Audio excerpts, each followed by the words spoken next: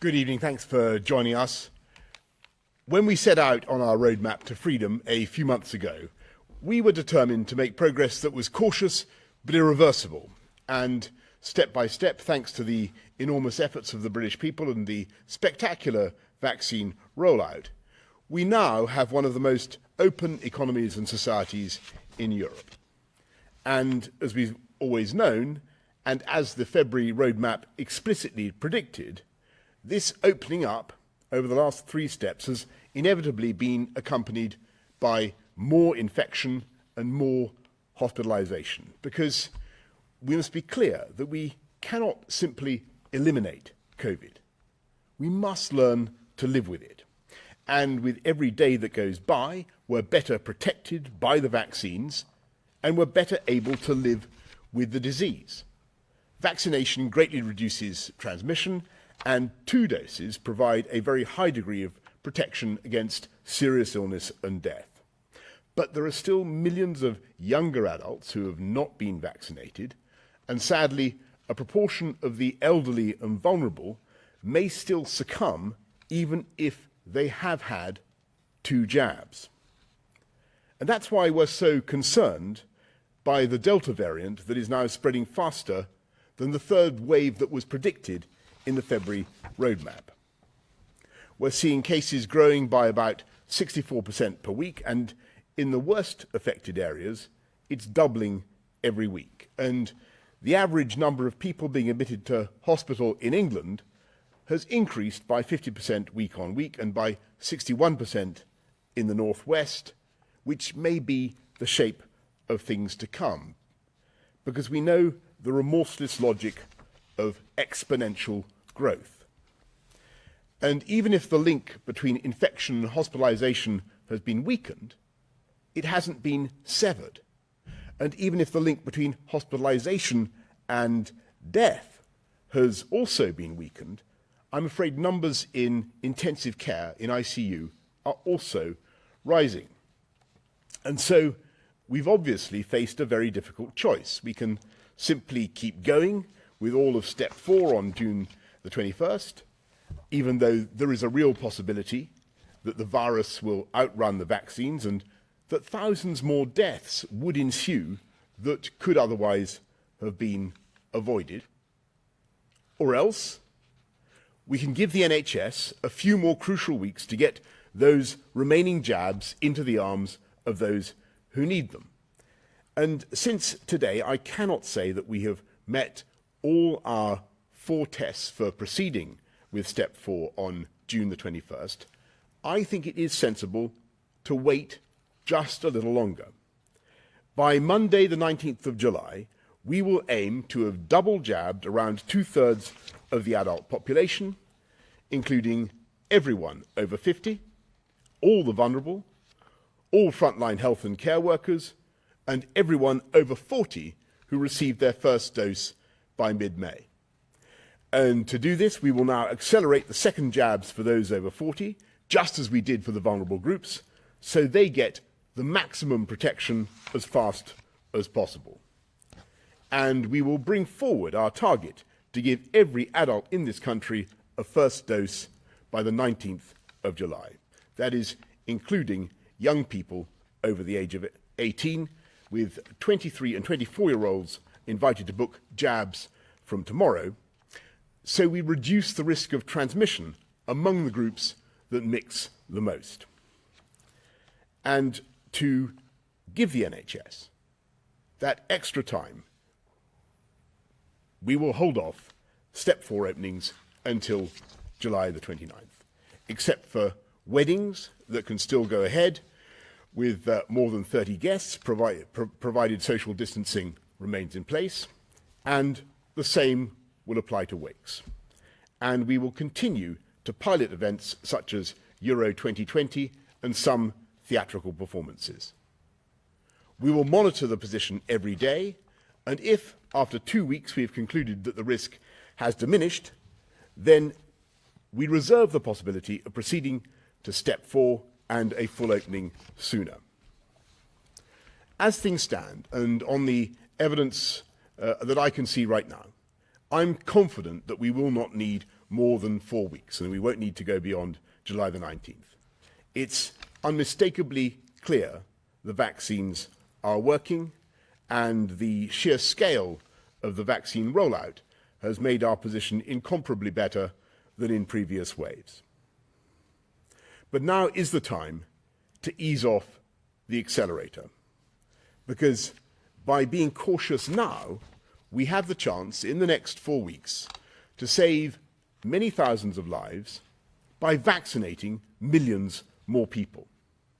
And once the adults of this company have been overwhelmingly vaccinated, which is what we can achieve in a short space of time, we will be in a far stronger position to keep hospitalizations down, to live with this disease, and to complete our cautious but irreversible roadmap to freedom. Thank you very much. I'm now going to hand over to Chris to do the slides. Thank you, Prime Minister. First slide, please. So the slides are arranged around the 4 tests which Minister set at the beginning of the roadmap.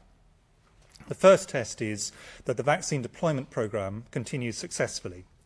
And I think everybody in the country knows that both first vaccinations and increasingly rapidly second vaccinations are progressing very effectively thanks to the work of the NHS, volunteers and many others.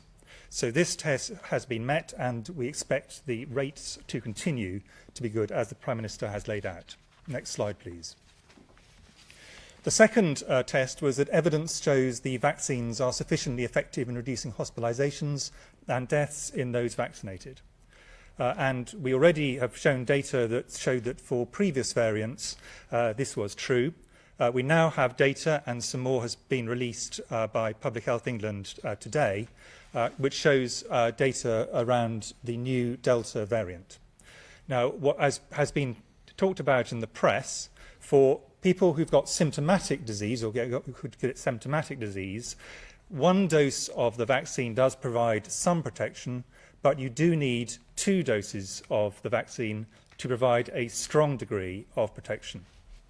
But once you have 2 doses, there is somewhere between a 76 and 84% reduction in symptomatic disease.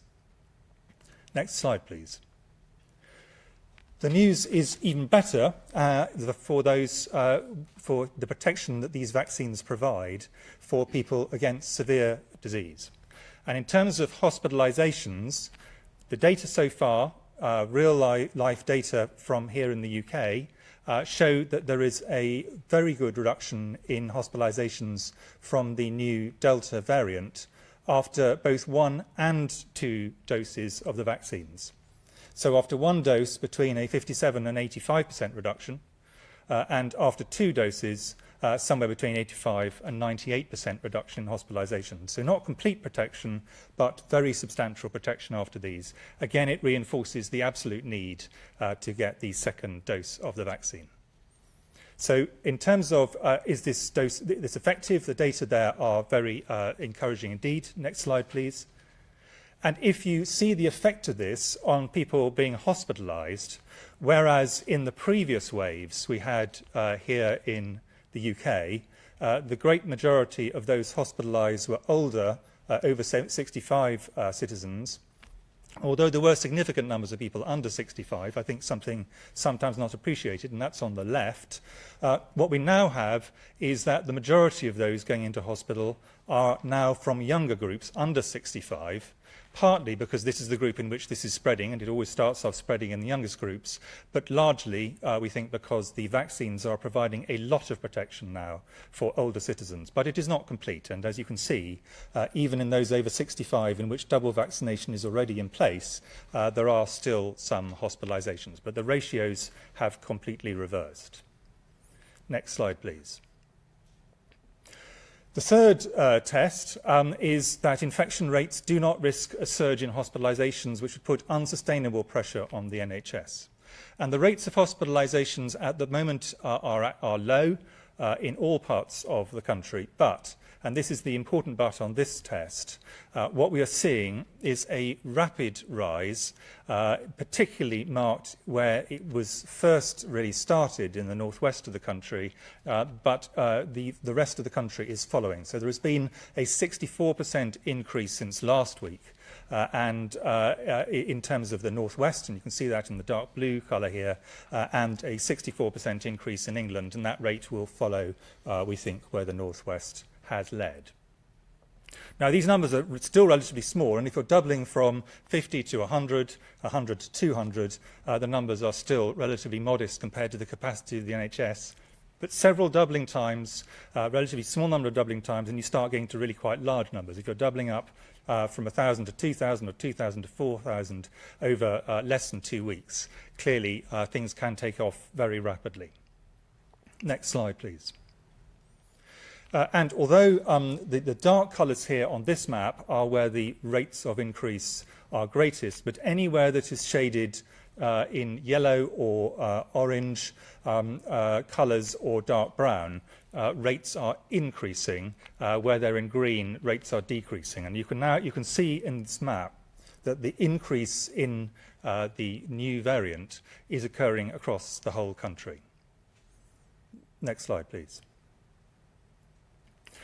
The key question is, what does this do to hospitalisations? And as has been said repeatedly and rightly, the link between people getting an infection and being hospitalised has been substantially weakened. A much smaller proportion of those infected are going into hospital, but it has not been completely stopped.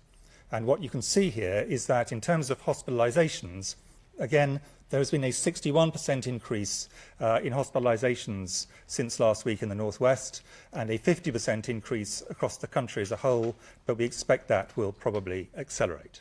So there is the hospitalisations are following, but with a delay, the number of cases. So although we do not think an immediate overwhelming of the NHS is likely, if this continues on an exponential path, and in particular, if that then accelerated further due to further loosenings, then we would run into trouble in a relatively small number of doubling times. Next slide, please. So the final test, and really this has been led up to by the things that have happened previously, is, has our assessment of the risks been fundamentally changed by new variants of concern?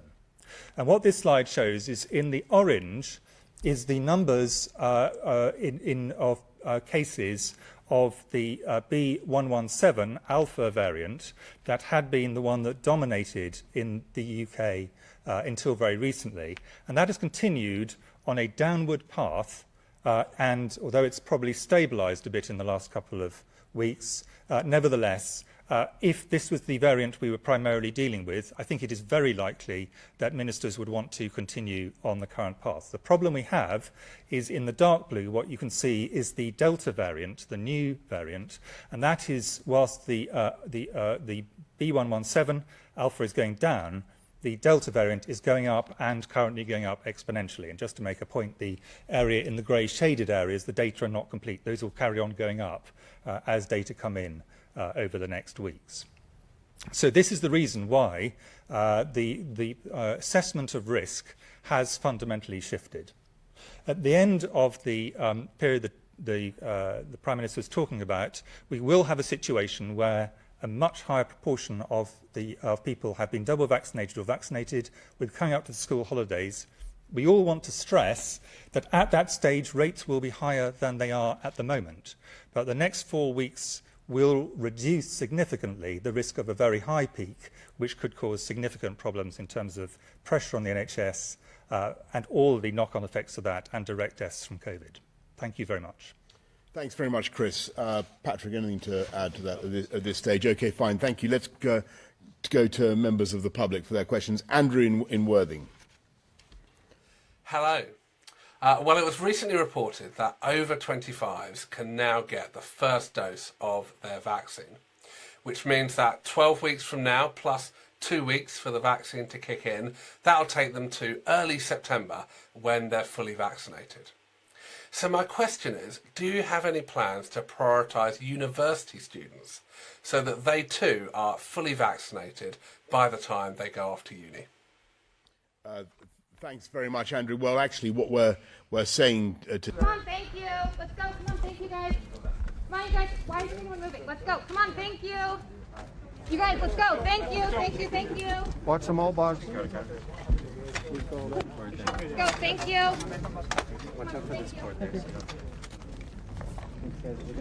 Thank you. Let's go. No, come on, let's go. Thank you. Let's go. Come on, let's go. Thank you.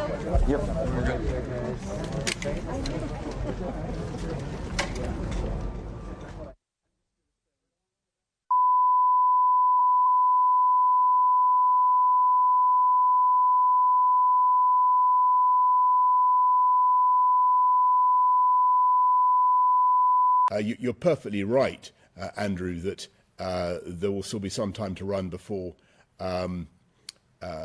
university students who get vaccinated in July will get their second dose. But we will certainly look at what we can do to accelerate second doses, as we're doing now for people across the country. And if there are outbreaks in particular places, as we've done surge vaccination and surge testing, we may do that in those places as it may be necessary. But I wonder whether Patrick or Chris, you want to add anything to that? Well, one thing I would add, PM, is just to remind people that the system in the UK has prioritised in strict order those who are at highest risk, all the way down the ratings, and for the great majority of people of university age, other than those with pre-existing health conditions, fortunately, they're at much lower risk than older ages. So we've gone down in age ranges, and that's the reason for the ordering. But as the Prime Minister says, we would expect that everybody of university age would have had at least one dose of vaccination by the start of next term. Thanks, Andrew. Tessa in Bedfordshire. Why can't testing and vaccination status be used to open up weddings in the same way as it's being used to open up football matches? As a twice postponed bride-to-be, it feels like weddings are bottom of the priority list, despite being significant life events without which some people cannot progress with their lives. Well, Tessa, I'm very, very sorry to hear about your wedding plans being postponed twice. And indeed, I'm sorry for all the disappointment that's going to be caused by going a bit slower as we are today. What we are saying, Tessa, I don't know if this is of any practical consolation to you, and I really hope it is, but we're saying that weddings can go ahead with more than 30 people. We're lifting that restriction on 30 people from June the 21st, providing social distancing is observed. I hope that works for you, Tessa, and obviously I think everybody will want to wish you every possible good fortune with your wedding. But all I can say is I'm sorry for the disappointment that this will certainly bring to weddings, to many businesses. But it's a few weeks that I think is worth it to get those jabs in. Laura Koonsberg of the BBC. Thank you very much, Prime Minister. After this 4-week delay, do you expect life to return to something that looks like normal? So people returning to the office, taking off face masks and ending the 1 metre rule? And can you rule out extending this delay any further? And could I ask Professor Whitty or Sir Patrick, when do you expect all adults to have had both jabs? And after that, would you start vaccinating children? I know there's been a study into whether or not that's a good idea. Yeah, thanks very much, Laura. I think that is the crucial question. What is the world going to look like on July the 19th? And I think I'd give it this answer, that at a certain stage we're going to have to learn to live with the virus and to manage it as best we can.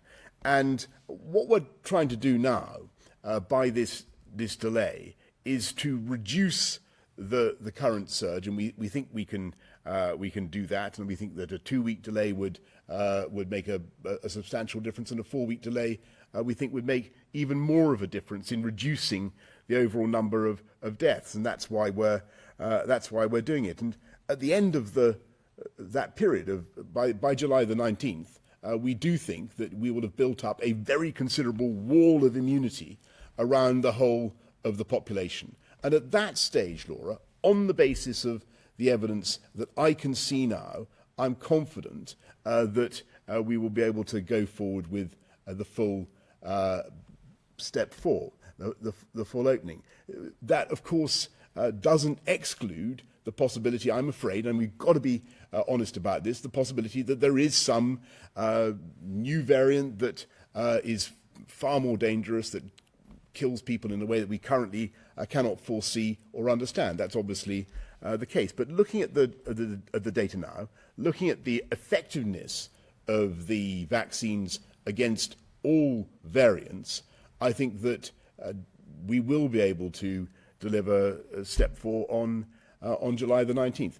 Now, at that stage, people may want to keep maintaining social distancing, they may want to keep being sensible, but as far as I can see, we will be in a much better position as a country to go forward with the full opening ups that we envisage. But I mean, Chris and Patrick. Well, on the vaccines, I mean, if you take the week of the 19th of July, all over 18s will be vaccinated or been offered the vaccine, then 8 to 12 weeks later, then everybody should have been vaccinated in that age group, so double vaccinated. So that's the sort of time scale, and it's worth really reiterating that these vaccines are really highly effective against the Delta variant. So one of the concerns that we might have had at the beginning was they weren't going to work as well.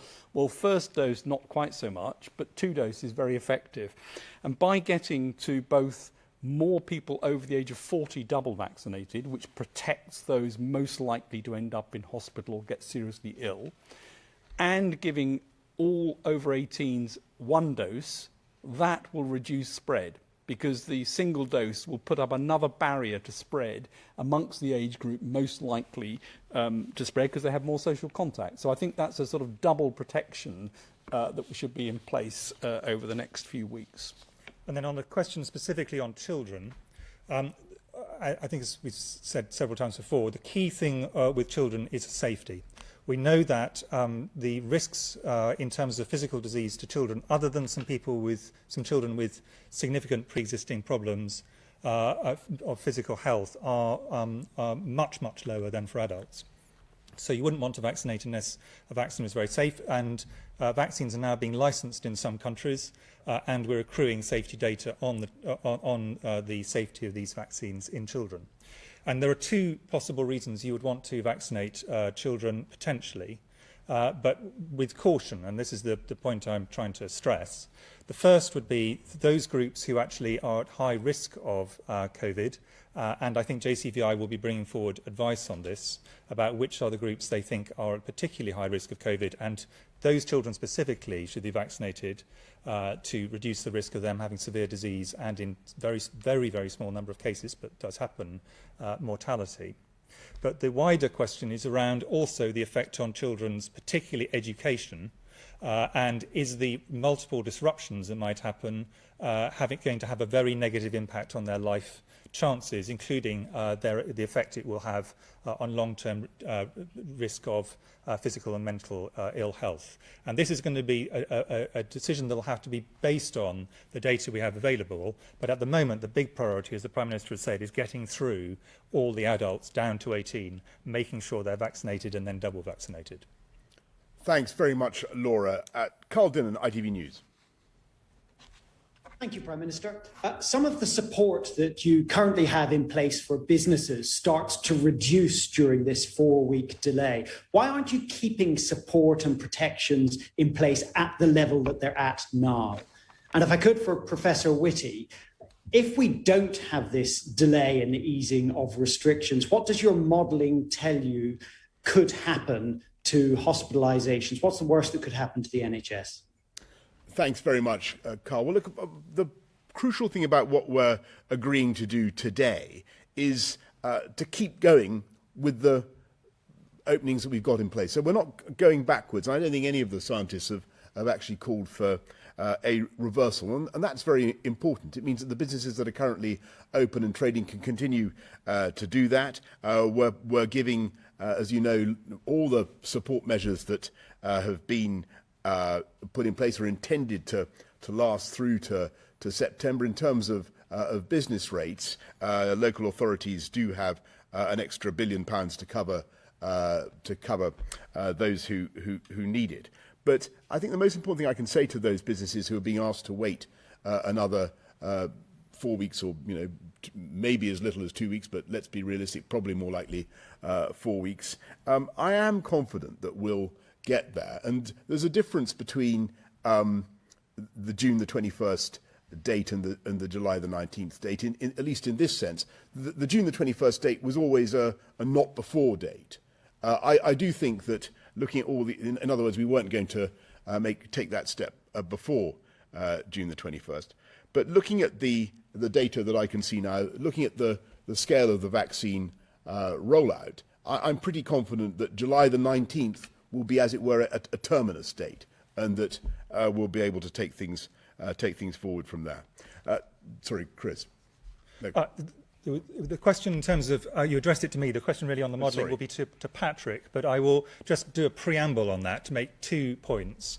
One of which is that whatever rate of increase we're seeing now and would see over the next few weeks would be significantly increased if we took the next step, because it means a lot of mixing of households that are unrelated indoors. That fundamentally is what the next step is about. So whatever rate it is will go faster if, and potentially quite significantly faster, were the next step taken over this period. And the second thing is to reiterate, just to make sure everyone is aware that we all agree on this, and not just on this panel, but across the whole of people who've looked at this, is no one thinks at the end of the 4-week delay, the risk is gone. There will still be substantial numbers, there will be substantial numbers in hospitals, and sadly there will be some people who will go on to die of this.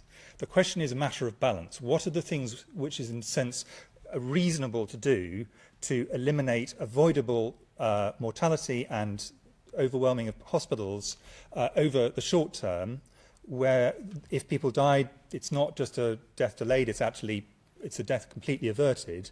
And what are the things where actually at a certain point you say probably we've done most of the things that we reasonably can, given that we will have to live with this virus, which will continue to cause severe infections and kill people for the rest of our lives? Where does the balance lie? Yes, Patrick. Well, so as Chris said, this is a virus that's going to be with us forever. If you look back and look at the increases we're seeing now in hospitalisations, in people on ventilators, if we didn't have the vaccination we've got, we would be looking at a question of, is more lockdown needed? That's not where we are. We're at a position now where we're in a race against the virus, and the vaccines need to get ahead of it. And if you're in a race with somebody, you don't suddenly assist them in putting the afterburners on so they can outpace you. And so that's really what we need to do, is to make sure we get the vaccines in. And as Chris said, the 4-week delay should reduce the peak, whatever it would be, by something between 30 and 50%. So that's the sort of gain you get from the 4 weeks. And actually, it's not very obvious that you get much more gain from going on longer than that at the moment. So it looks like quite a good length of time. You get the 3 advantages: over 18 single dose, many more people double dosed, and close to the school holidays, with the effect that that has to also take the pressure off. And that should, between them, significantly reduce the peak. But there will be an increase in numbers and there will be an increase in hospitalisations, because that's what happens when there's more mixing.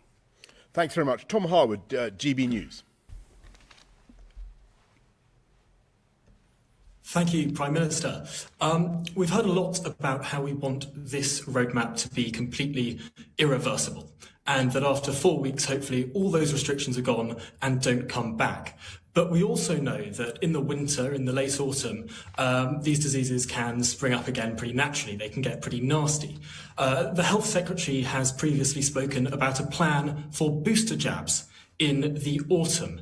And I was wondering, when are we going to get to see that plan? When can the media and the scientific community helpfully scrutinise and help out with that plan? And when will those jabs be going into people's arms in the autumn to avoid these restrictions ever coming back again? And then just one extra question to the scientists, given that we know that this sort of nasty variant is spreading much more pervasively among young people, are we considering at all opening up again that excellent Oxford AstraZeneca vaccine to the under 40s? That's an excellent question. I'll leave Chris and Patrick to deal with. But on the irreversibility of the the roadmap. And you're quite right, Tom. Of course, I mean, we're seeing a surge now, as I said earlier on. We're seeing more hospitalisations. We're seeing continued deaths, although the numbers are very, very greatly reduced. And we must be realistic, as we said at the beginning of the roadmap and throughout, that people very sadly will continue to lose their lives to this disease. So we will have a booster programme for vaccines, and we'll be sending that out very soon, and you can expect the Health Secretary to set out how and when we'll be doing that, and which groups will be coming forward first. And we'll obviously the JCVI will be studying that and producing a timetable. But the objective is, as I've said, to be irreversible, to avoid more lockdowns of the kind that we've seen.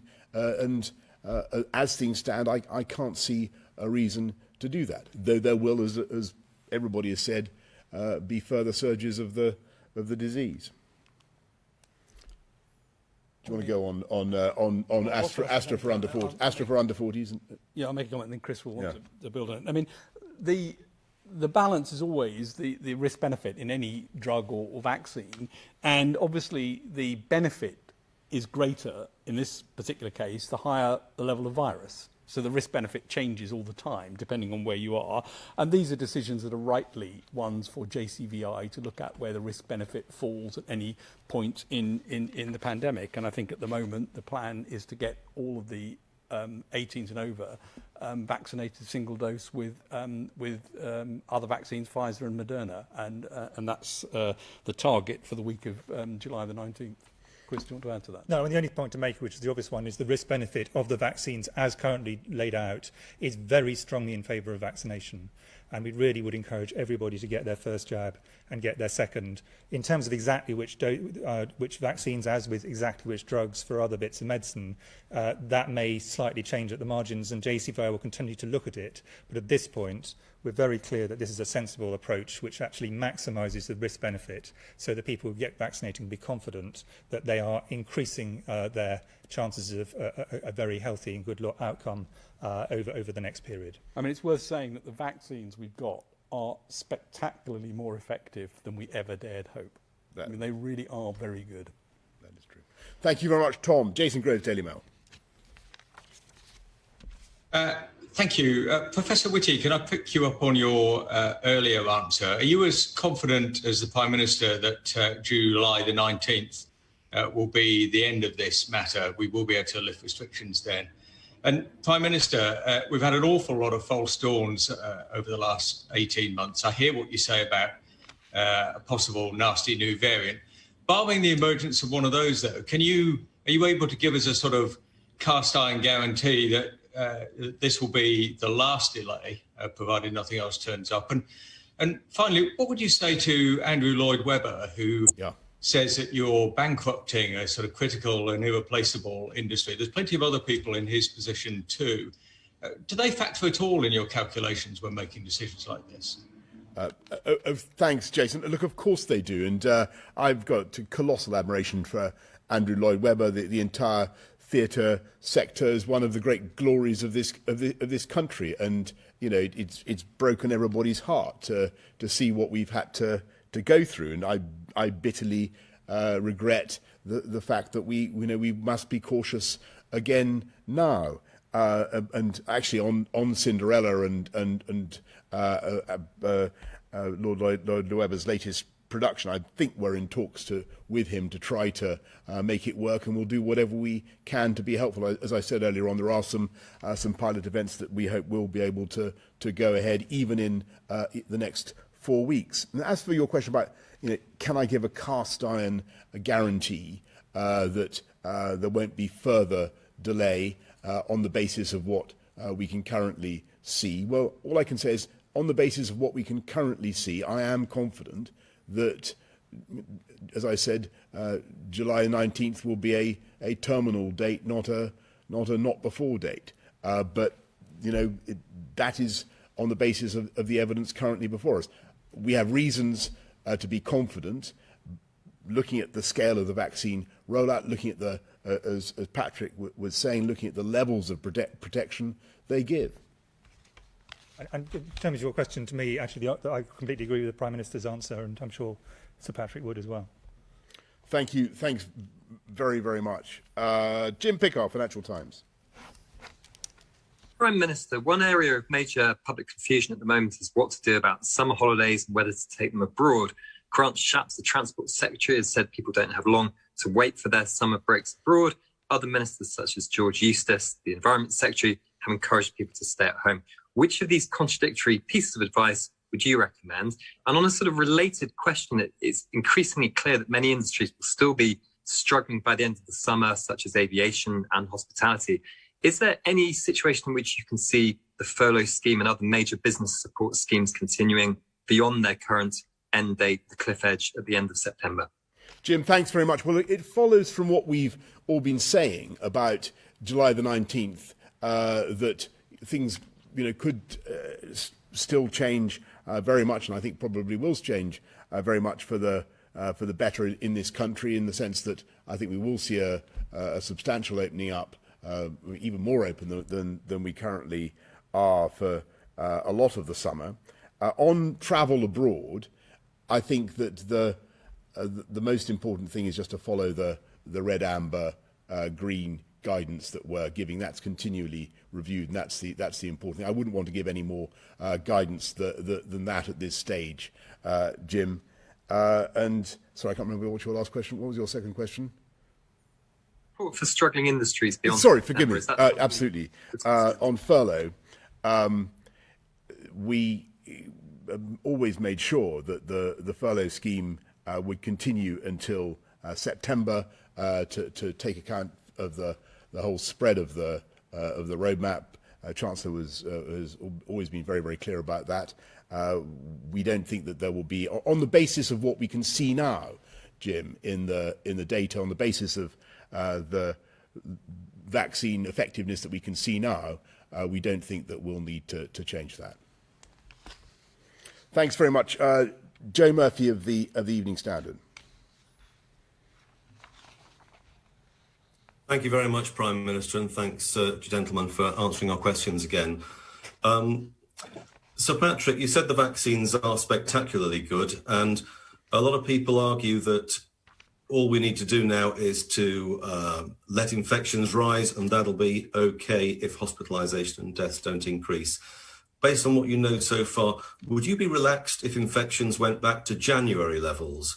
How high would they have to go before you called the Prime Minister and said, look, maybe it is time to slow things down again? Professor Whitty, London's vaccination rates are a long way below all the other regions and nations. Only 36% have had the second doses, according to the dashboard. How worried are you about this? And what will you do to improve the situation? Especially, will you agree to measures to speed up the type of vaccines for London that young people can have? And Prime Minister, July the 19th is going to be hailed as the new Freedom Day. Do you see it as the date when everything will be eased, including those tough nuts like nightclubs being allowed to reopen and we can all dispense with masks and social distancing for good? Right. Well, we were given questions in order, so I think it was Patrick first. Well, I think the vaccines are very, very effective. But of course, if you have a massive wave of infection, the vaccines aren't 100% effective, and you will see people in hospital, and a large proportion of those will be double vaccinated, and some of those, unfortunately, will die. So they were not 100% protective, and therefore avoiding a very, very large peak is important. That's why the second part of the vaccination, which is stopping or reducing the chance of spreading, is an important part of this. And that's why getting the younger people vaccinated becomes important, because you stop the size of the increase in any peak and hopefully manage that down to a level where the number of infections is reduced, and of course the proportion of people who then get severely ill, hospitalised from that, is reduced even further by the vaccination. So that has to be the aim. And realistically, if we ever got a very, very large wave, there would be a very large number of people in hospital. But the plan and the vaccination programme is designed precisely to stop that from occurring. On London, I mean, I think let's start off with the glass half full. Londoners, as in the rest of the UK, have shown great enthusiasm for vaccination. Overall, the rates are higher than many countries would really dream of having at this point in time. But they are behind by around, in some areas, 10% other parts of the country. So they're high, and I think we shouldn't pretend that they're low. They're high, but they should be even higher.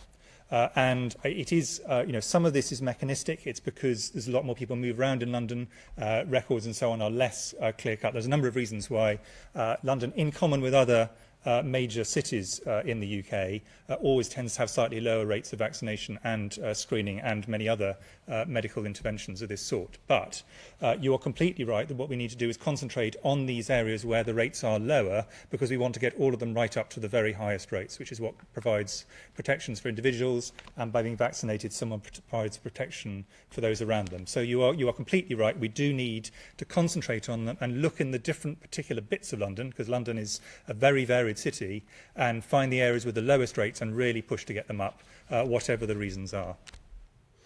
Yeah, thank you very much, Chris. Look, Joe, I am concerned also actually about London. Of course, it's absolutely correct, as Chris says, that a huge number of Londoners have come forward and could be very proud of what they're doing. But I think it would be great if we could get those rates up even higher. And on your point about, opening up everything on July the 19th, I'm acutely conscious that, it's not just that, nightclubs and can't go ahead, and the theatre industry and many other parts of sectors are still not able to open fully. There are many businesses that need to move beyond social distancing, many jobs where we need to be able to do things in the way that we always used to do them, and people are yearning to get back to that, as indeed as I am. And so I'm determined to be able to do that by July the 19th. At the moment, I am confident, on the basis of what we can see, on the basis of the effectiveness of the vaccines, the rollout that we can do. I'm confident that we'll be, barring unforeseeable new variants and so on. I'm confident that we will get there. But in this game, fighting this virus, you've got to learn to be cautious. We want a roadmap that is irreversible, and to achieve an irreversible roadmap, you have to be cautious. And the objective of this short delay is to use these valuable, these crucial weeks to save thousands of lives, of lives that would otherwise be lost, I'm afraid, by vaccinating millions more people as fast as we can. And that's what we're going to do, and that's the announcement tonight. Thank you all very much.